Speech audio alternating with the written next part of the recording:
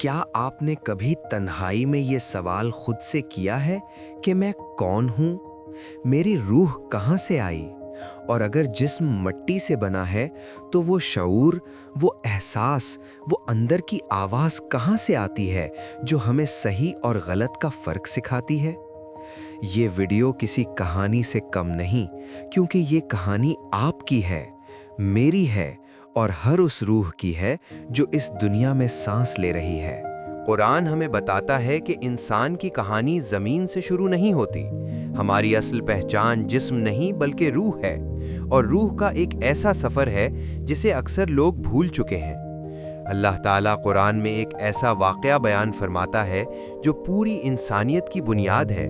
ارشاد ہوتا ہے، اور جب تمہارے رب نے بنی آدم کی پشتوں سے ان کی نسل نکالی اور ان سے خود ان کی جانوں پر گواہی لی، کیا میں تمہارا رب نہیں ہوں؟ سب نے کہا، کیوں نہیں، ہم گواہی دیتے ہیں۔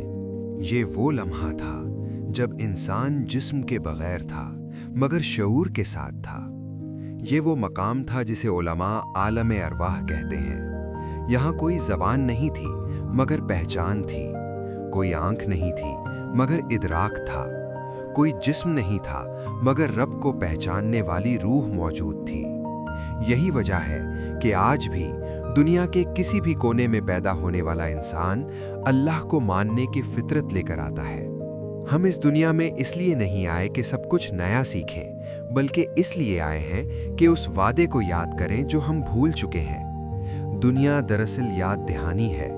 کبھی کسی اذان کی آواز دل ہلا دیتی ہے، کبھی قرآن کی آیت آنکھوں کو نم کر دیتی ہے، اور کبھی کسی نیک شخص کی بات ہمیں اندر تک بدل دیتی ہے۔ یہ سب اس لیے ہوتا ہے کیونکہ روح اپنے رب کو پہچانتی ہے۔ اللہ تعالیٰ نے انسان کو دنیا میں ایک امتحان کے طور پر بھیجا۔ قرآن کہتا ہے، وہی ہے جس نے موت اور زندگی کو پیدا کیا تاکہ تمہیں آزمائے کہ تم میں سے کون بہتر عمل کرتا ہے۔ سورۃ الملک آیت 2۔ یہ امتحان علم کا نہیں، یاد کا ہے۔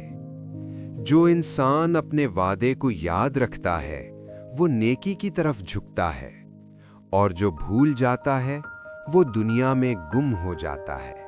کچھ لوگ پوچھتے ہیں کہ اگر اللہ سب جانتا ہے تو امتحان کیوں؟ اس کا جواب یہ ہے کہ اللہ کا علم ہمارے اختیار کو ختم نہیں کرتا۔ ہمیں اختیار دیا گیا ہے کہ ہم اپنے عمل سے یہ ثابت کریں کہ ہم اس وعدے کے کتنے سچے ہیں جو عالم ارواح میں کیا گیا تھا۔ اسی لیے کوئی انسان نیکی کی طرف آسانی سے مائل ہوتا ہے اور کوئی گناہ میں ڈوب جاتا ہے۔ یہ دنیا روح کے لیے ایک عارضی قیام گاہ ہے۔ یہاں دولت، طاقت، شہرت سب کچھ ختم ہو جاتا ہے، مگر روح باقی رہتی ہے۔ اسی لیے قرآن بار بار انسان کو اس کی اصل یاد دلاتا ہے۔ نماز، روزہ، ذکر، دعا، یہ سب اعمال روح کو جگانے کے طریقے ہیں، نہ کہ صرف رسومات۔ جب انسان اپنے دل کو پاک کرتا ہے تو اس کی روح ہلکی ہو جاتی ہے، اور جب گناہ دل پر چھا جاتے ہیں تو روح پر پردہ پڑ جاتا ہے۔ اسی لیے نبی صلی اللہ علیہ وسلم نے فرمایا کہ گناہ دل پر سیاہ نقطہ ڈال دیتا ہے۔ یہ وہی روح ہے جو کبھی عالم ارواح میں رب کے سامنے کھڑی تھی، مگر دنیا میں آ کر غفلت کا شکار ہو جاتی ہے۔ اصل سوال یہ نہیں کہ ہم کہاں سے آئے، اصل سوال یہ ہے کہ ہم واپس کیسے جائیں گے۔ کیا ہم اسی روح کے ساتھ لوٹیں گے جو وعدہ یاد رکھتی تھی، یا ایسی روح کے ساتھ جو دنیا میں سب کچھ پا کر بھی رب کو بھول گئی؟ یہ ویڈیو صرف معلومات کے لیے نہیں، یہ ایک دعوت ہے اپنی روح کو پہچاننے کی، اپنے وعدے کو یاد کرنے کی، اور اپنی زندگی کو اس مقصد کے مطابق ڈھالنے کی جس کے لیے ہمیں بھیجا گیا تھا۔ اگر یہ باتیں آپ کے دل کو چھوئیں تو سمجھ لیجئے کہ آپ کی روح ابھی زندہ ہے۔ اور آخر میں ایک بات دل سے سن لیجئے۔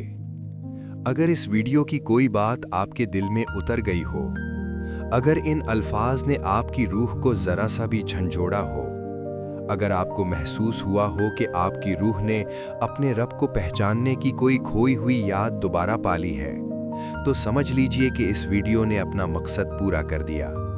और अगर वाकई इस वीडियो से आपकी रूह को कोई फ़ायदा हुआ है, तो इस फ़ायदे को दूसरों तक पहुंचाने के लिए वीडियो को लाइक करें, शेयर करें और चैनल को सब्सक्राइब करें, क्योंकि मुमकिन है कि आपके एक शेयर से किसी और की रूह भी जाग जाए।